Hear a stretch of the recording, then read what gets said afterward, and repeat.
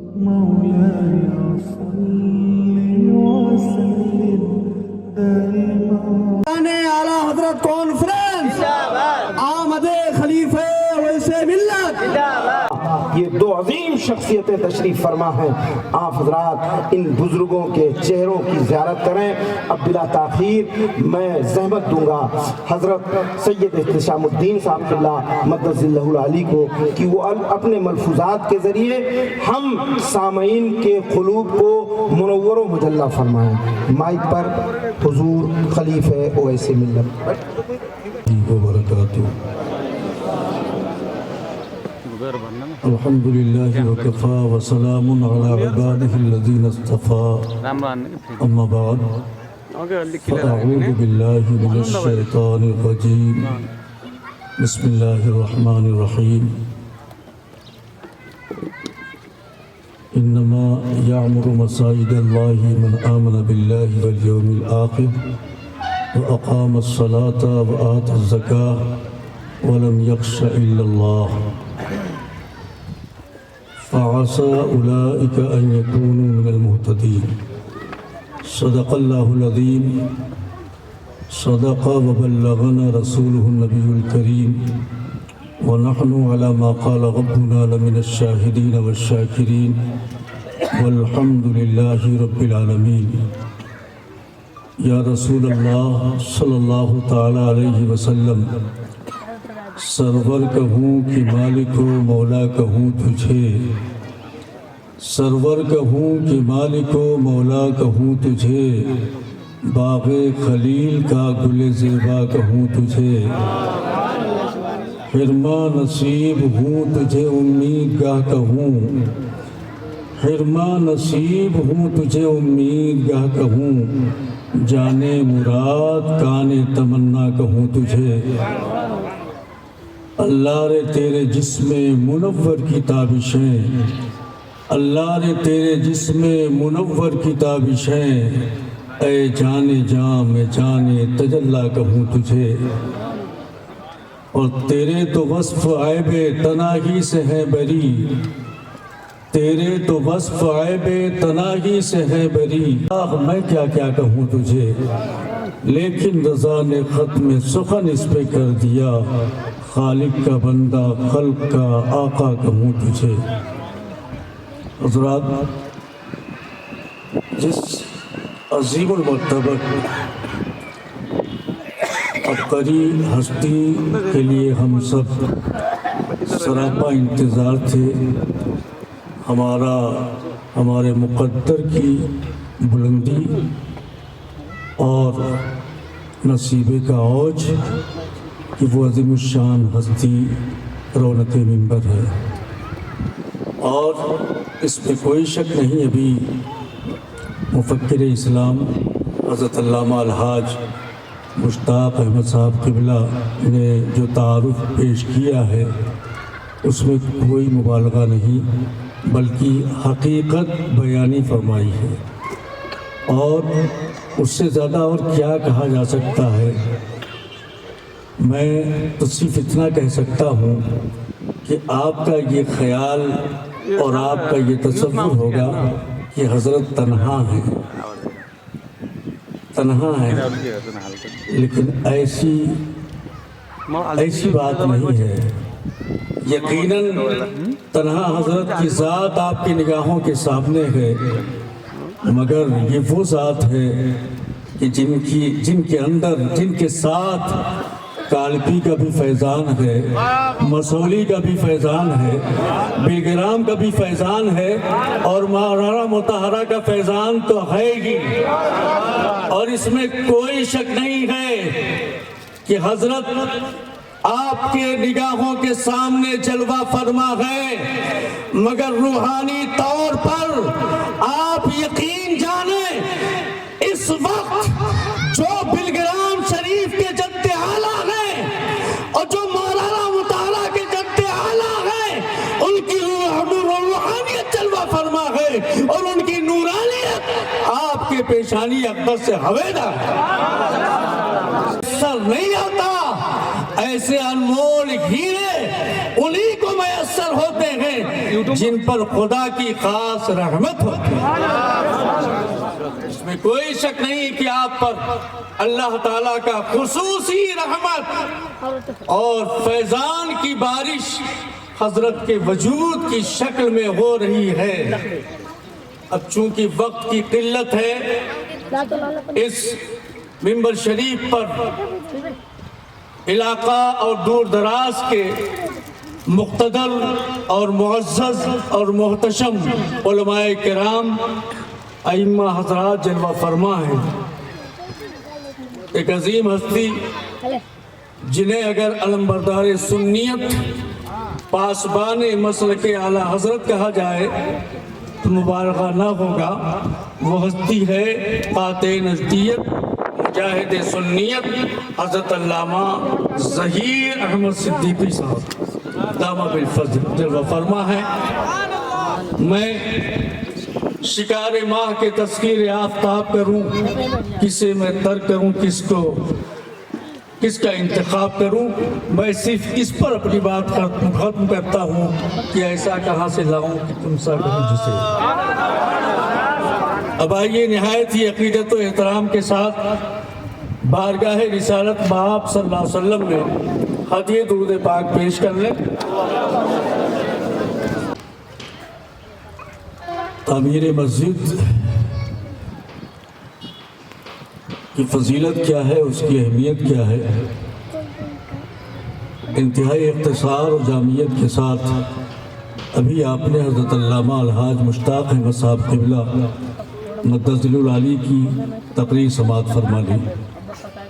الحمدللہ ثم الحمدللہ، آپ کی آبادی اور بستی میں آج مسجد نوری مسجد کا سنگ بنیاد ہے۔ سبحان اللہ،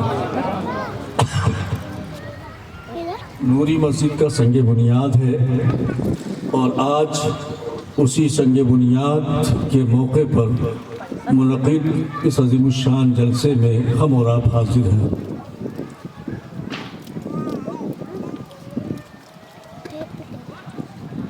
اللہ کے خلیل، آپ یقین جانیں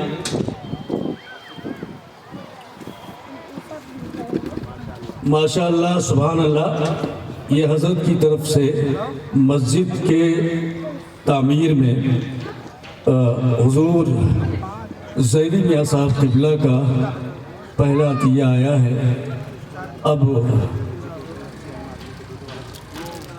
اس میں کوئی شک نہیں ہے، انشاءاللہ مسجد بہت ہی شاندار بنے گی۔ نعرہ تکبیر!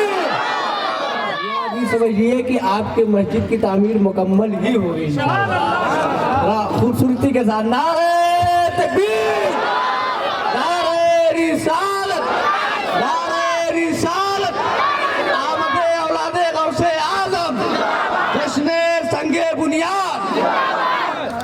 حضرات، اس میں کوئی شک نہیں اور اس حقیقت کو کوئی رد نہیں کر سکتا کہ انسانیت کی تاریخ کے ساتھ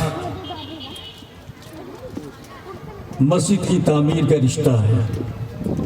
سب سے پہلے انسان اور سب سے پہلے پیغمبر حضرت آدم علیہ الصلاۃ والتسلیم جب تشریف لائے اس زمین پر، اور حضرت حوا اور آپ کی ملاقات جب عرفات میں ہوئی، جسے کرنے کا حکم دیا وہ تعمیر کعبہ کا ہے۔ ان اول بیت وضع للناس للذی ببکۃ، سب سے پہلا گھر جو لوگوں کے لیے تعمیر کیا گیا، یعنی عبادت کے لیے بطور قبلہ تعمیر کیا گیا، وہ اللہ کا گھر خانہ کعبہ ہے۔ اللہ کے پیغمبر حضرت آدم علیہ السلام نے خانہ کعبہ کی تعمیر فرمائی۔ معلوم یہ ہوا کہ آپ وہ کام کرنے جا رہے ہیں جو سنت انبیاء ہے، جو اللہ کے پیغمبروں کی سنت ہے۔ خانہ کعبہ کے نشانات معدوم ہو گئے تھے، تو پھر اللہ تعالیٰ نے خانہ کعبہ کی تعمیر کے لیے اپنے خلیل حضرت ابراہیم کا انتخاب فرمایا۔ اللہ کے خلیل حضرت ابراہیم بحکم الہی خانہ کعبہ کی تعمیر کرتے جا رہے ہیں، اور کتنا مقدس کام ہے اور کتنا مقدس وہ گھر ہے کہ جس کی تعمیر اللہ کے خلیل فرما رہے ہیں۔ معمار کا کام حضرت ابراہیم کر رہے ہیں اور مزدور کا کام حضرت اسماعیل کر رہے ہیں، سبحان اللہ۔ اور حضرت ابراہیم علیہ السلام تعمیر کعبہ کرتے جا رہے ہیں اور ساتھ ہی ساتھ دعا کرتے جا رہے ہیں، ربنا وبعث فیہم رسولا منہم یتلو علیہم آیاتی ویزکیہم ویعلمہم الکتاب والحکمہ۔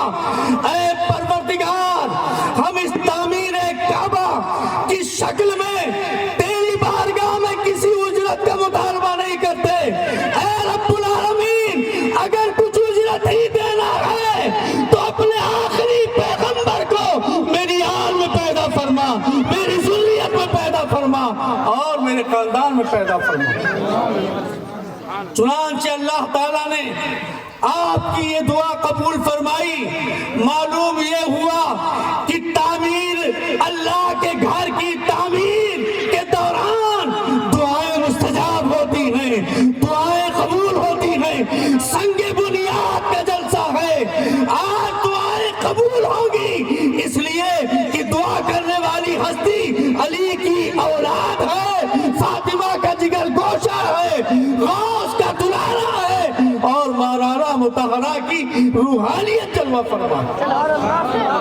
حضرات، اسی آیت کریمہ کے پس منظر میں ایک روایت کا خلاصہ یہ بیان کیا گیا، مفسرین نے بیان کیا کہ جس وقت خانہ کعبہ تعمیر ہو رہا تھا، جس وقت خانہ کعبہ کی تعمیر ہو رہی تھی، اس وقت اللہ نے ہواؤں کو حکم دیا کہ خانہ کعبہ کے ذرات کو پوری روئے زمین پر پھیلا دیا جائے۔ تو ہواؤں کو اللہ نے حکم دیا، پوری روئے زمین پر خانہ کعبہ کی تعمیر کے ذرات کو پھیلا دیا گیا۔ جہاں جہاں خانہ کعبہ کی تعمیر کے ذرات پڑے ہیں، قیامت سے پہلے وہاں یقیناً مسجد تعمیر ہوگی۔ اور آپ کو مبارک ہو، آج یہاں نوری مسجد کے سنگ بنیاد ہے تو کوئی نہ کوئی ذرہ یقیناً تعمیر کعبہ کا یہاں زندہ باد، زندہ باد، بہت عمدہ، بہت عمدہ۔ بہت قسمت والے ہیں آپ، بہت مقدر والے ہیں آپ کا نصیب آپ انتہائی بلند ہے اور یہ کہنے کی ضرورت نہیں ہے۔ میں کچھ دیر بیان کروں گا اور آپ اس دوران جو بھی دینا چاہتے ہیں تعاون آپ کرتے رہیں۔ وقت ہے 5 منٹ کا ہے، 5 منٹ کا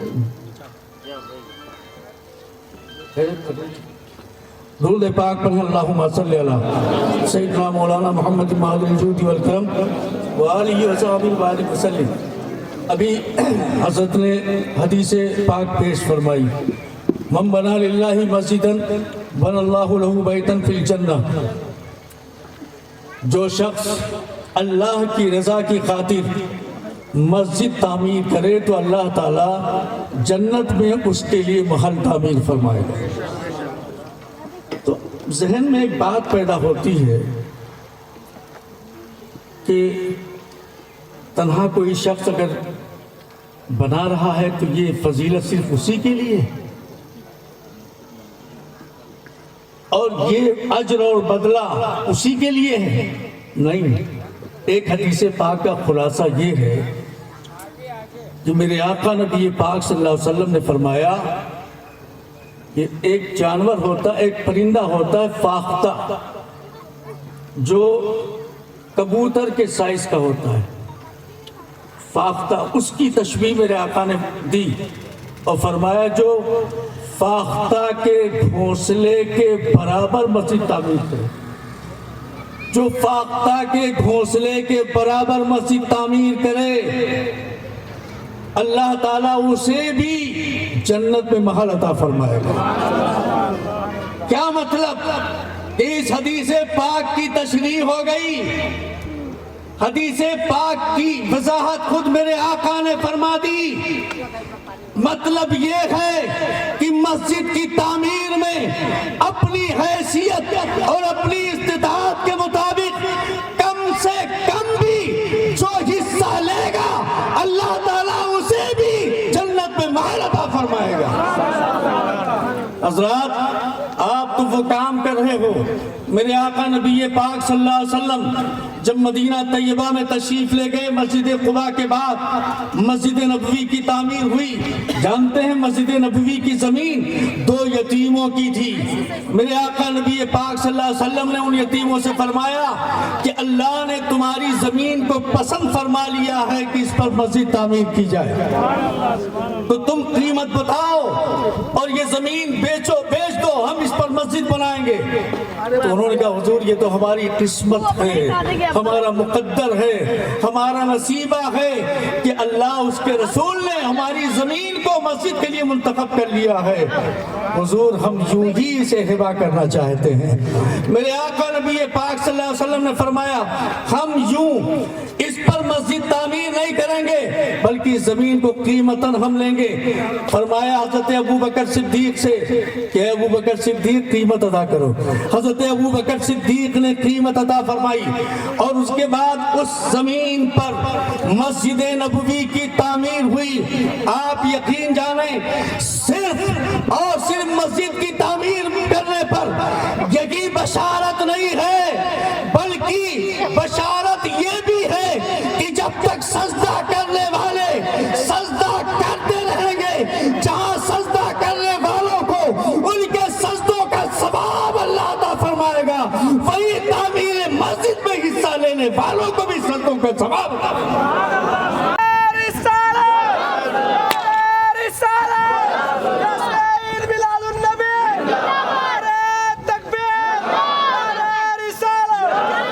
حضرات مسجد نبوی حضرت ابو بکر صدیق رضی اللہ تعالیٰ عنہ کے موقوفہ زمین پر تعمیر ہوئی اور مسجد نبوی میں ایک سجدہ 50,000 سجدے کے برابر ہے. قیامت تک کتنے سجدے ہوں گے کسی کیلکولیٹر اور کوئی حساب اور شمار نہیں کیا جا سکتا کہ حضرت ابو بکر صدیق کے دامن میں کتنے سجدوں کا ثواب اللہ تعالیٰ عطا فرمائے.